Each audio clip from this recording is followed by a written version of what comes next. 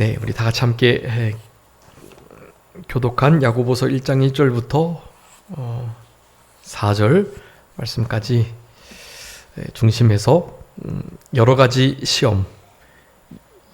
시험이라는 제목으로 오늘 말씀 증거하겠습니다.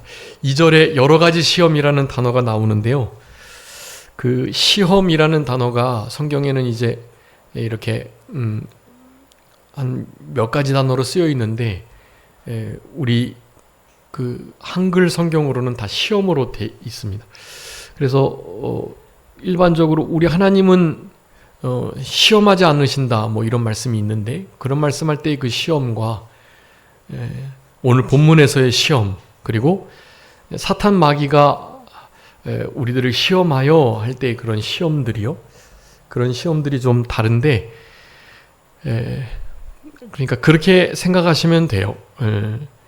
흔히 시험이라고 말할 때 오늘 야고보서에 나오는 시험은 그 하나님께서 하시는 시험과 흔히 사탄 마귀로부터 오는 시험, 그것을 이제 유혹이라고 할 수 있는데, 유혹, 네.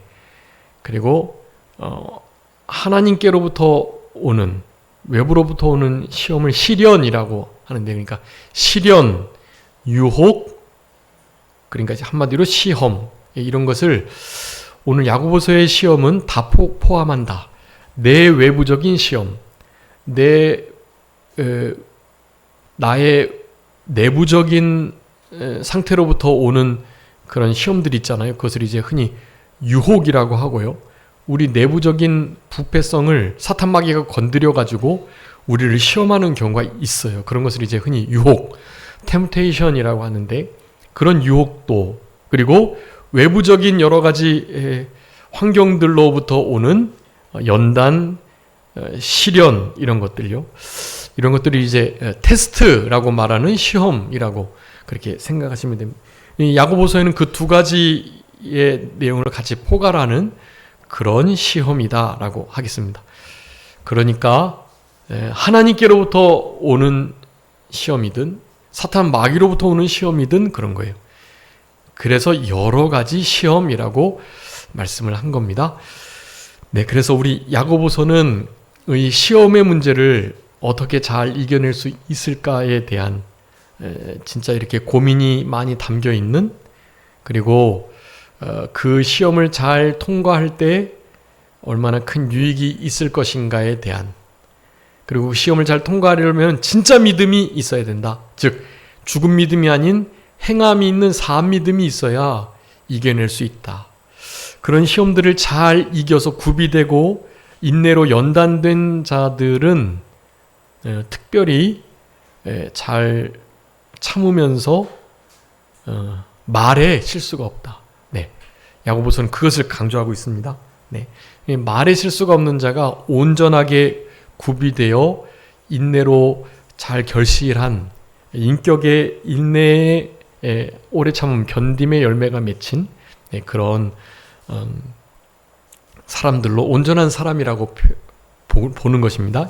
그래서 말에 실수가 없는 것이 중요하다.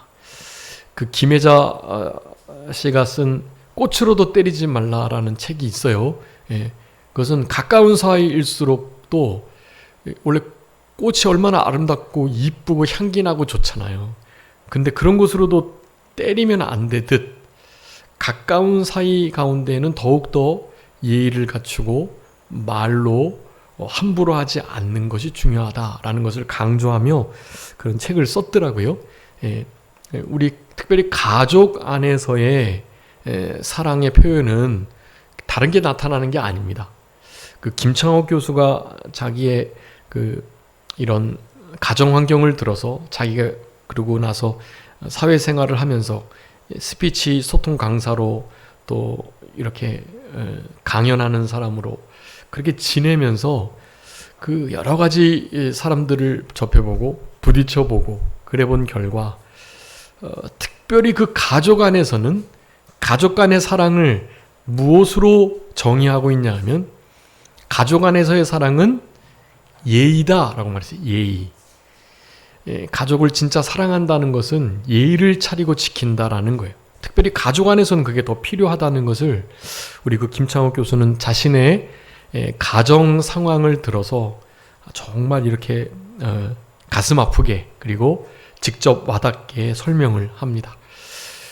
당연히 교회는 더욱더 믿음의 가족들이 모인, 지금 여러분 우리가 가정을 이루고 있는 그 혈육, 우리의 부모님, 우리의 자녀들, 우리의 친척들과 형제 자매들, 혈연 관계에 있는 말이죠.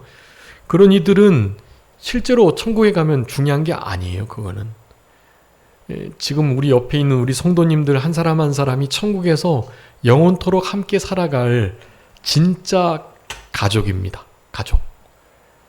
우리 예수님을 맏형으로 하는, 하나님을 아버지라 부르는, 성령님께서 하나 되게 하시는, 이제 지금은 이런 이 보이는 교회 안에서의 이 보이는 교회는 이제 전투하는 교회, 그러니까 늘 싸움이 있는 교회. 여기는 믿지 않는 자들도 오고 바로 갓 믿은 신앙이 어린 성숙하지 못한 이들도 오고, 성숙한 크리스찬들은 당연히 있고요.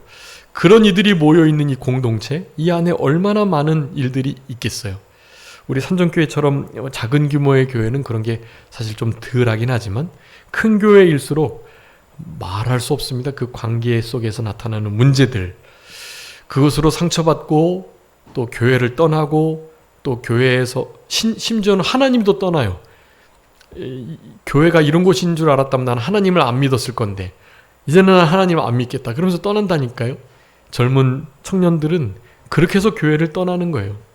교회에 먼저 된 이들이 본을 보이지 못하고 있기 때문에 교회의 청년들이 떠나고 있습니다. 그래서 젊은 교회들은 이렇게 흔히 말하는 어른들이 가지고 있는 가치관으로 정죄, 비판하지 않는 교회는 젊은이들이 마음껏, 물론 어리니까 실수도 하고 또 잘못도 하죠. 서로가 서로를 그렇게 받아주고 용납하고 허물을 가려주고 죄를 덮어주고 이런 일이 있으면 갈등은 있겠지만 떠나진 않는 거예요. 알아서 스스로 주님 안에서 해결해 보려고 힘을 쓰는 거죠. 근데 그런 것 자체가 안 된다라고 생각할 때 교회를 떠나게 되는 것입니다. 교회 분위기가 사실은 불신자를 만들어내고, 하나님의 나라가 이런 곳이라면 나는 하나님의 나라 가기 싫다라고 말하는 그런 시대에 우리가 살아가고 있기 때문에, 옛날에는 교회가 집보다 넓었고 집보다 더 환경과 시설이 좋았으니까 교회에 늘 모여서 있으려고 그랬잖아요. 집에 가면 덥고 힘들지만 교회 오면 그래도 조금 괜찮으니까. 그런데 이제는 반대가 됐잖아요. 교회가 집이 교회보다 훨씬 더 깨끗하고 넓고 쾌적하고 시원하고 따뜻하고, 그러니까요. 그러니 교회에 별로 모일 생각을, 모이고 싶은 마음을 갖지 않죠. 그런 상황이 자연스럽게 됐음에도 우리가 사실 참된 사랑으로 하나 됐다면 다음 세대들을 그렇게 놓치진 않았을 건데, 그것을 못했기 때문에 다음 세대들이 다 그렇게 그저 그런 교회에 일반적으로 그냥 나 오늘 한번 예배 드렸다 하는 그런 마음을 갖는 곳으로 가게 되는 일들이 너무나 많이 있는 것입니다. 제가 아는 우리 교단의 큰 교회에 우리 성도님들의 자녀들은 대부분 우리 교회를 나오지 않더라고요. 나는 다른 교회, 가까운 교회에 나가고 우리 아버지 어머니가 나가셨던 그 교회는 난 안 나갈란다 라는 마음을 대부분 가지고 있다고 그래요. 그것을 당연하게 생각하면 안 되는데, 그것이 한 가족됨, 가족 안에서의 하나됨을 잃어버린 책임이 목회자와 또 먼저 된 성도들에게 있다라는 것을 어떻게 변명할 수가 없죠. 우리는 좀 무거운 마음을 가지고 그런 부분에 대해서 하나님 앞에 좀 방법을 강구하고 간절히 하나님께 매달리는 그런 우리들이 되어야 합니다. 진짜 가족, 우리 믿는 자들이고, 그 가족은 지금과 같은 싸움이나 갈등이나 다툼은 이제 없겠지만, 네, 없으니까 없다는 말은 이제 우리가 본문에서 살펴보겠지만, 만약에 이런 시험이 다툼과 갈등이 없다면 자라남이 없어요. 하나님 우리에게 주시는 이 오전에도 우리가 살펴봤지만, 하나님께서 우리를 마침내 복 주시고 이 시련을, 이 시험을 통해서 더 발전된, 진보하고 성숙하고 성장한 성도가 되게 하시기 위해서 그렇게 하시는 거지, 결국에는 예수님 닮은 온전하고 완벽한, 구비된, 좀 만들어진 그런 하나님의 사람들을 원해서 이런 것이 있는 거죠. 천국에서는 그런 게 없어요. 그러니까 이 땅에서 시련받고 환난을 통과하면서 믿음 쓴 것만큼, 만들어진 것만큼 천국에서 그렇게 생활하는 겁니다. 영원토록요. 네, 그래서 한순간의 선택이 평생을 좌우한다는 카피가 있는 것처럼, 이 짧은 7, 80여 년의 성도의 삶이 무엇을 좌우할까요? 영생을 좌우하는 거예요. 영생. 영원히 하늘에 살아가면서 큰 자로 살아가느냐 작은 자로 살아가느냐 결정되는 거예요. 그게 지금은 먼저 된 자가 나중 되고 나중 된 자가 먼저 되고 그러지만, 천국에는 그런 게 없어요. 거기는 우리 지금 차이난 그대로 위에서 살아가게 됩니다. 그러니까 지금 이 땅을 진짜 잘 살아가셔야 돼요. 세월을 아끼면서 어떻게든지 시험을, 환난을, 여러 가지 역경과 고난을 달게 받으면서 원망불평으로 통과하는 게 아니라 기쁨으로, 감사함으로, 주님만을 의지함으로, 믿음으로 그 환난을 잘 통과하셔야, 그러니까 좀 만들어지고 참고 견디고 인내함이 있어야, 그래야 하나님이 주시는 복을 영원토록 그렇게 누리게 된다라는 것입니다. 그런 거룩한 소망이 있어야 되겠고, 그런 마음을 가지고 이 땅을 살아간다면 이런 믿음의 공동체, 그렇지만 영원한 공동체, 이제 앞으로 식구로서 영원토록 함께 살아갈 우리들 안에 진짜 사랑과 또한 은혜의 표현은 다른 것이 아니다. 서로를 향한 예의를 갖추는 것이다. 예의를 잘 갖추고, 이거 더 갖추기 어렵죠. 예의를 지키는 게 가까운 사이일수록. 그런데 그 예의를 잘 지켜낼 때 그것이 서로를 향한 사랑을 확인하는 아주 중요한 방편이 되고,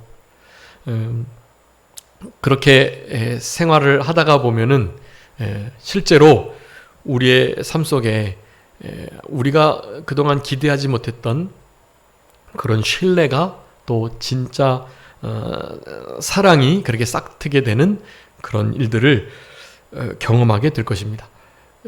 우리 안에 이 말에 조심할 때, 우리의 말은 우리 마음에 있는 것이 나타나는 건데요, 우리의 마음에 쌓은 선한 말을 내게 돼 있거든요. 우리 마음을 잘 지키고 마음에 좋은 것을 기도로, 말씀으로, 묵상으로, 주님과 늘 교통함으로 좋은 것을 마음에 쌓아둬야 좋은 말이 나가게 되는 거예요. 그런 말에 실수가 없는 좋은 말을 내는 그런 생활들을 잘 감당하라는 것을 야고보서의 결론으로 말씀해 주고 계세요.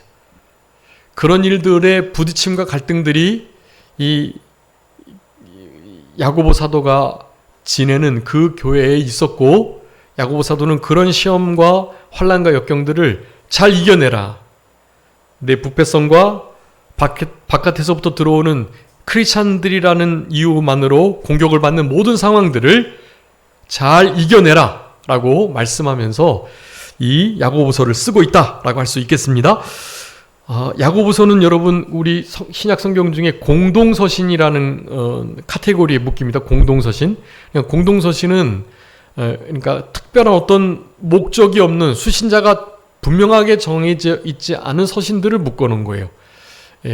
그래서 거기에는 뭐가 들어가냐 하면 야고보서, 야고보서를 중심으로요, 야고보서와 베드로 전후서, 네, 그리고 유다서, 네, 그런 서신들이 공동서신에 들어가요. 물론 이제 요한 1, 2, 3서도 이렇게 들어가기도 하는데요.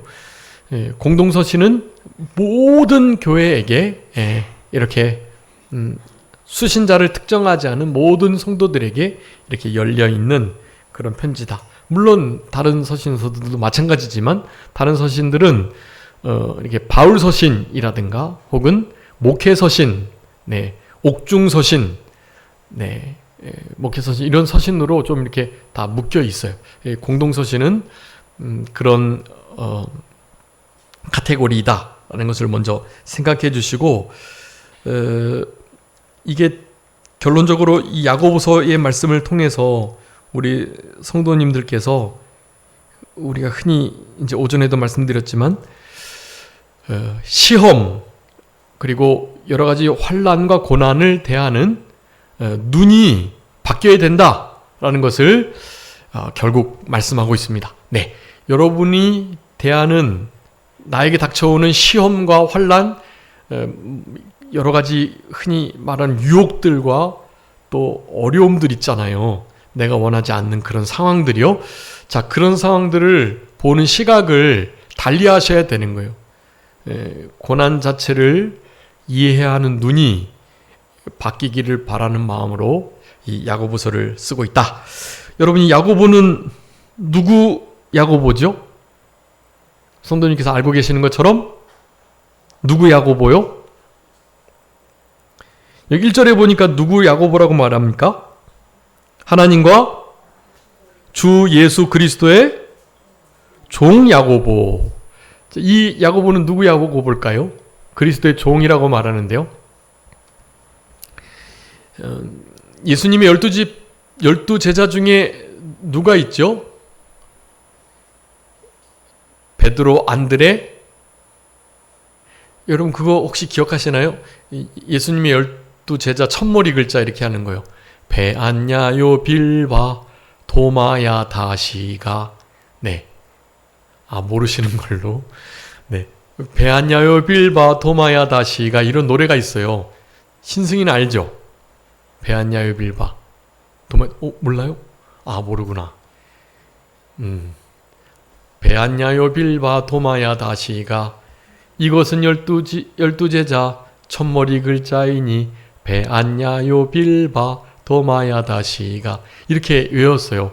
베드로, 안드레, 야고보, 요한, 베아냐요, 빌립, 바돌로메, 베아냐요, 빌바, 도마, 마테, 도마, 야가 또 한 번 더 나와요. 야는 누구예요? 야고보. 결국 예수님의 12 제자 중 야고보가 둘이나 있어요. 알페오의 아들 그리고 세베대의 아들. 이 두 야고보가 있습니다. 큰 야고보, 작은 야고보라고 하는데, 근데 오늘 본문에 나오는 이 야고보서를 쓴 야고보는 누굴까요? 세베대의 아들 야고보일까요? 아니면 알페오의 아들 야고보일까요? 네, 예수님의 동생 야고보입니다. 여러분, 예수님이 동생들이 있었어요. 네, 여동생도 있었고, 네, 이렇게 남동생도 있었습니다. 야고보는 고린도서의 말씀에 그런 말씀이 있죠. 야고보를 비롯한 500여 형제에게 나타나셨다. 부활하신 주님이. 아마 그때 예수님의 동생인 야고보가 예수님을 진짜 메시아로 믿었을 것 같아요. 아시는 것처럼 예수님의 동생들도 예수님을 메시아, 그리스도로 믿지 않았습니다. 그러다가 예수님이 십자가에 못 박혀 죽자 진짜 메시아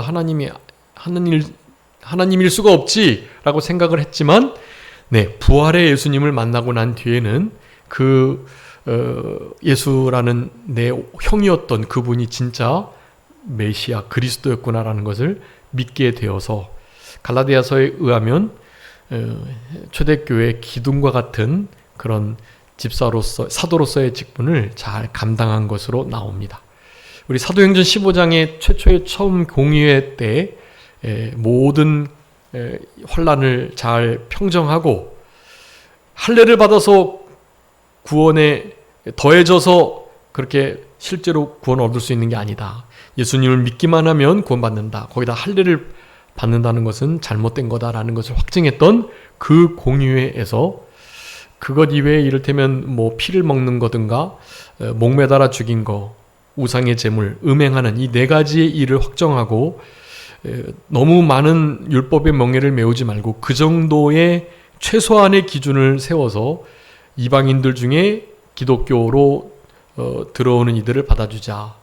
그런 결론을 맺게 했던 아주 중요한 인물이 야고보였다. 네, 여러분 이런 것들을 좀 기억해 주시면서 오늘 본문의 야고보서의 저자는 누구였다? 예수님의 동생 야고보였다라는 사실을 여러분 기억해 주세요. 한번 읽어보세요. 마가복음 6장 3절. 마가복음 6장 3절.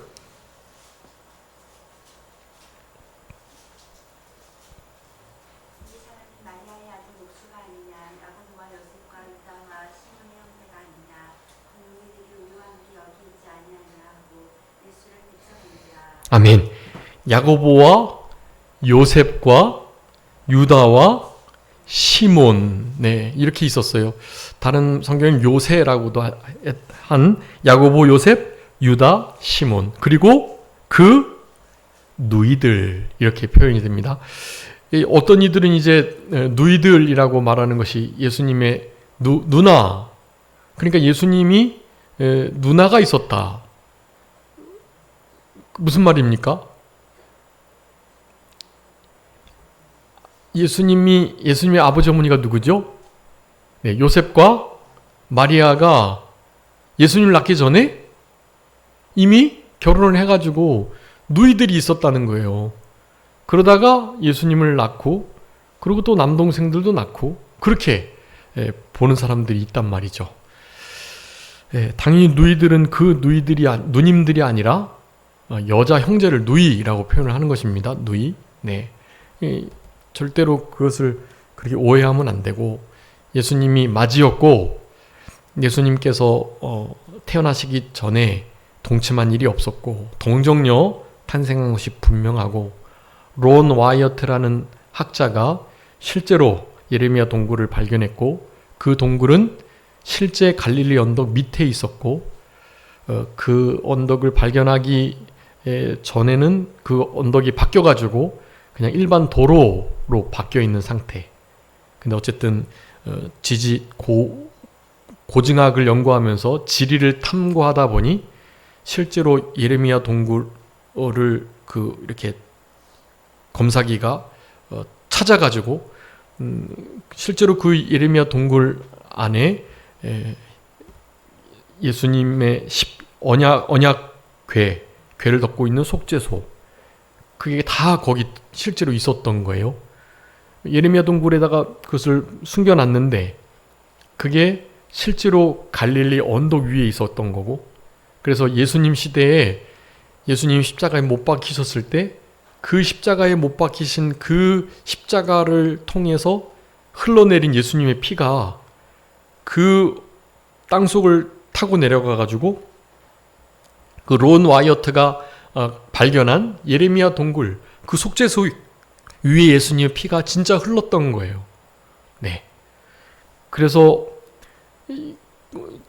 그냥 도로였는데 예수님이 십자가 돌아가실 때 지진이 나고 해가 어두워져서 태양이 빛을 잃어버린 6시간이 있었잖아요. 그런 시간대에 예수님의 피가 실제로 땅을 적시고 밑을 타고 내려갔던 거예요. 그런데 그것이 진짜로 속죄소 위에 언약궤 뚜껑 위에 예수님의 피가 뿌려졌고 그것이 발견돼서 이렇게 블리딩을 해보니까 이건 죽은 피라서 도저히 유전자 검사가 안 된다라고 하지만 그 론 와이어트 친구 박사가 있기 때문에 나를 봐서 그냥 실패하더라도 한번 이렇게 블리딩 해달라고 해가지고 실제로 이렇게 해봤더니 웬걸 이게 살아있고, 그리고 실제로 우리 염색체 피는 몇으로 이루어져 있죠? 아버지로부터 어머니로부터 온 23쌍의 염색체가 합쳐져 가지고 46개의 염색체로 이루어져 있어야 한단 말이에요. 근데 반쪽짜리 염색체였던 거예요. 그것도 XX가 아닌 XY가 아닌 XX 염색체를 이룬 모개의 피였다는 거예요. 네, 그게 실제로 예수님의 피였었고, 근데 그것을 이스라엘이 발표하는 것을 가로막았고, 그것을 유일하게 동영상이 하나가 남아 있는 거, 그것을 예전에 한번 우리 유튜브를 통해서 한번 보셨던 기억이 있으실 겁니다. 여러분, 예수님의 피가 실제로 살아있고 그 피를 흘린 흔적을 론 와이어트라는 박사가 발견해가지고 그것을 증명한 일이 있는 것입니다.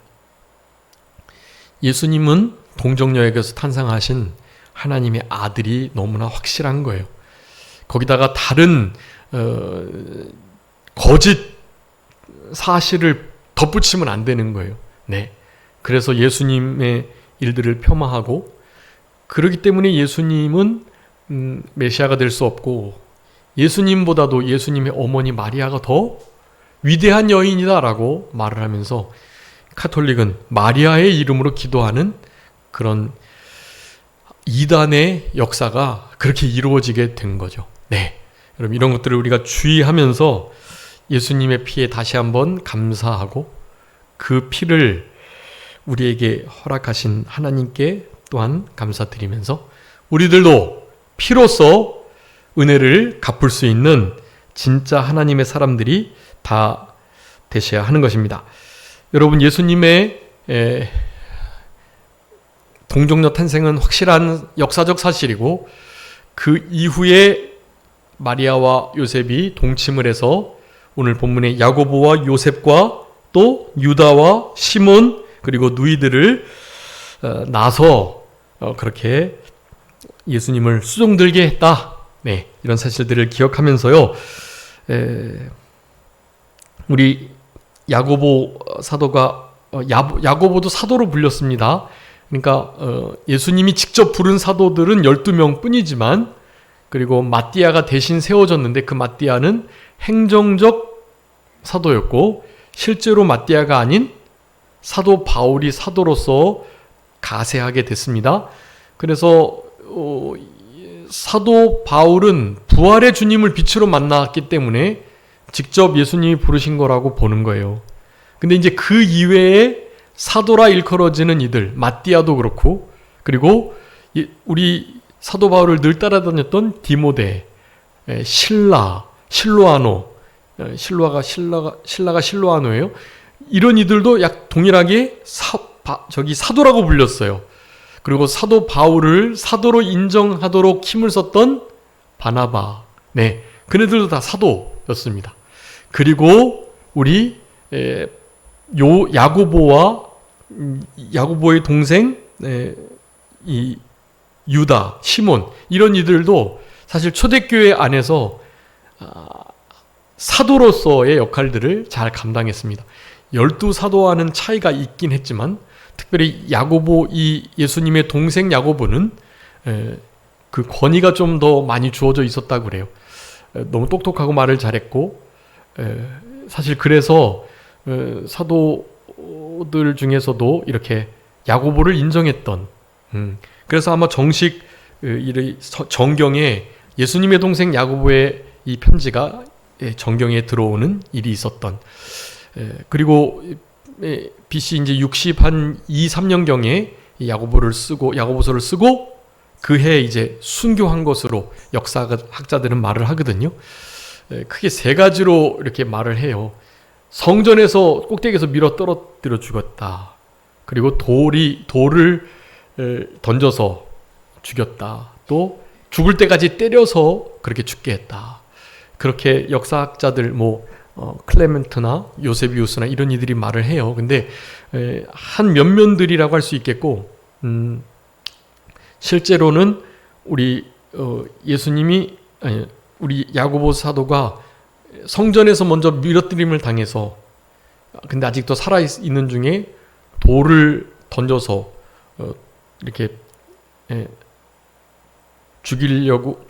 죽이는 중에 돌 던지는 것으로는 성이 안 찬다. 얘는 왜냐하면 네가 예수님 진짜 친동생인데 너처럼 예수님이 사람 아니냐, 이렇게 막 말하면서 한 번이라도 예수님을 부인하라고 말하면 아주 큰 재물을 주고 뭐 이렇게 했다고 했었다 그래요. 근데 그런 걸 다 유혹을 이겨내고 예수, 너희들이 죽였던 그 예수는 메시아 그리스도가 너무나 명확하다라고 이 동생이 그렇게 막 주장하고 나오니까 그냥 돋을 수가 없는 거예요. 나사로와 같이 나사로 때문에 많은 믿는 자들이 생겼는데 이 예수님의 동생 야고보 때문에 많은 믿는 자들이 생겼던 것 같아요. 그래서 이 돌로 쳐서 죽이는 것 가지고는 안 되겠다 해서 막 하여간 죽을 때까지 몽둥이로 끝까지 패는 일이 있었던 것 같아요. 그래서 그렇게 순교를 당했던 우리 야고보입니다. 그런 상황을 앞둔 야고보 사도가 고난을 어떻게 대처해야 할 것인가, 시험을 당한 자에게 어떻게 반응을 해야 할 것인가에 대해서 말씀하는 이 말씀은 우리들에게 주시는 울림이 크다고 할 수 있겠습니다. 여기 2절에 보니까 1절에 예수 그리스도 야고보, 자 이게 야고보 사도의 겸손을 나타냅니다. 자기가 나름의 인정을 받고 있고 또 진짜 예수님의 친동생이지만 자신을 뭐라고 표현합니까? 예수 그리스도의 종이다 라고 말해요. 저 같으면 내 육체의 형이기도 하면서 뭐 이런 말을 좀 넣어가지고 자기의 어떤 위치를 좀 나타내고 싶었을 건데요. 그러지 않고 하나님 아버지와 우리 주 예수 그리스도의 종일 뿐인 야고보이다 라고 말을 하면서 편지를 쓰고 있는 것입니다. 흩어져 있는 12지파에게 문안한다. 여기 우리 로마서 마지막에 문안도 말씀드렸지만 이 문안이라는 단어 자체에 그냥 잘 있느냐, 너희들이 잘 있는지 궁금하다 이런 식의 문안 정도가 아니라요. 이 문안이라고 하는 이 단어 안에는요, 너희들의 참된 평강을 빈다 그런 의미가 있어요. 예수님이 너희들에게 평강이 있을지어다 한 것처럼요, 사도적 권위를 가지고 너희들에게 참된 안녕과 평강이 있기를 바란다 하는 마음으로 이 편지를 쓰고 있는 것입니다. 너희들에게 참된 평강이 있기를, 예수 그리스도와 우리 아버지 하나님께로부터 오는 그 참된 위로와 평강과 안녕이 너희들에게 있기를 간절히 바라면서 이 글을 쓰고 있는 것을 이렇게 표현합니다. 내 형제들아 라고 말하고 너희가 여러 가지 시험을 당하거든 온전히 기쁘게 여겨라 라고 말씀합니다. 여러분 여기 본문에서는 두 가지 시험을 당하는 태도를 말씀하고 있는데요. 첫 번째 2절에 어떻게 하라고요? 어떻게 해요? 온전히 기쁘게 여겨라 라고 말합니다. 온전히 기쁘게 여겨라. 이 참 어려운 말이죠. 어떻게 시험을 온전히 기쁘게 여기겠어요? 그냥 어떤 시험에 대해서는 조금 약간 그래도 기뻐하라 그랬으니까 기뻐해야지 라고 넘어갈 수 있을 정도면 모르겠는데 이건 그걸 말하는 게 아니에요. 그냥 모든 시험, 어떤 시험이든지 우리에게 닥치는 이제 앞으로 닥치게 될 모든 시험들을 가리키는 거예요. 그게 온전. 어떠한 정도와 관계없이 부모님이 돌아가시거나 자녀가 먼저 돌아가는 일들과 관계없이 자녀가 먼저 돌아가는 일은 얼마나 슬픈 일이에요. 그런 시련 누가 당하겠어요? 욥이나 당하죠. 욥과 같은 사람이나 당하는 거예요. 아들 7명, 딸 3. 이건 말할 수 없는 일이죠. 한순간에 10자녀를 잃었으니까요. 그거는 욥과 같은 사람이나 당하는 일입니다, 사실.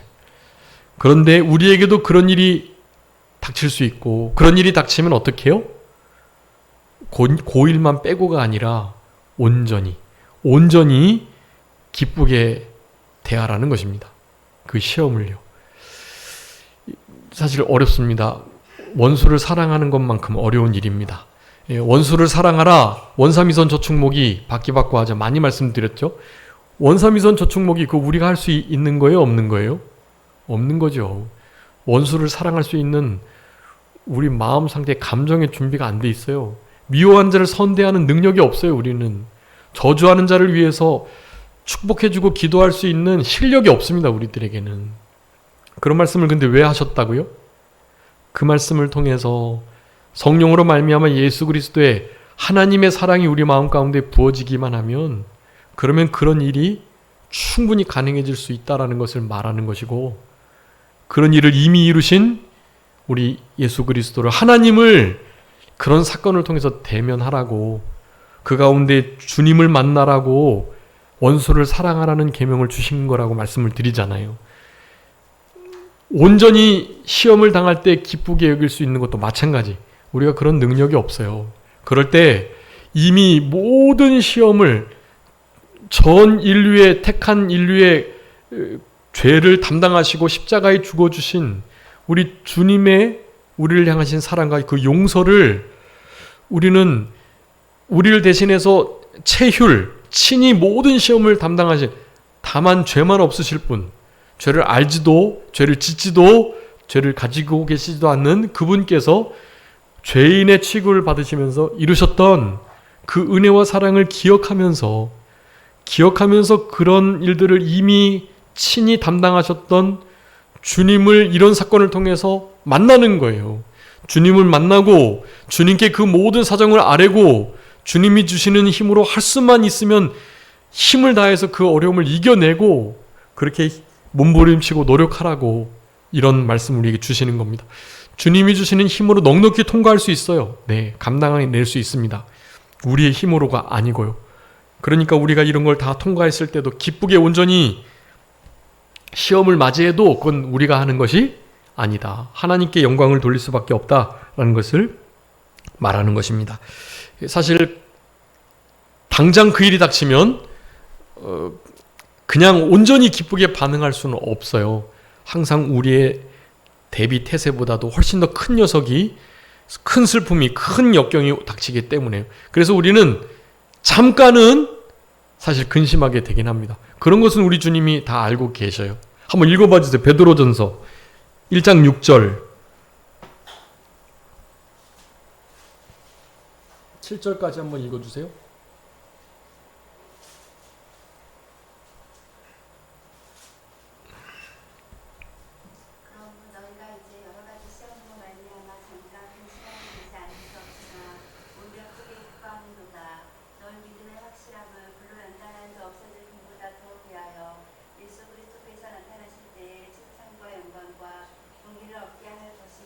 아멘. 영광과 존귀와 칭찬, 없어질 금과 다른 믿음에 이 연단된 우리의 만들어진 이 신앙은요, 이거는 우리에게 영원한 영광과 칭찬과 존귀를 얻게 해줄 것이기 때문에 사실 잠깐은 근심하지 않을 수가 없지만 그 잠깐의 근심을 주님께 잘 맡기고 여러 가지 시험을 당할 때 어떻게 해요? 온전히 기쁘게 여기면서. 베드로 사도는 어떻게 해요? 어떻게 여기면서요? 네? 네, 크게 기뻐하면서. 야고보 사도는 온전히 기쁘게, 그리고 베드로 사도는 크게 기뻐하며 시험을 대하라고 말하고 있어요. 이거는 우리의 힘으로 되는 게 아닙니다.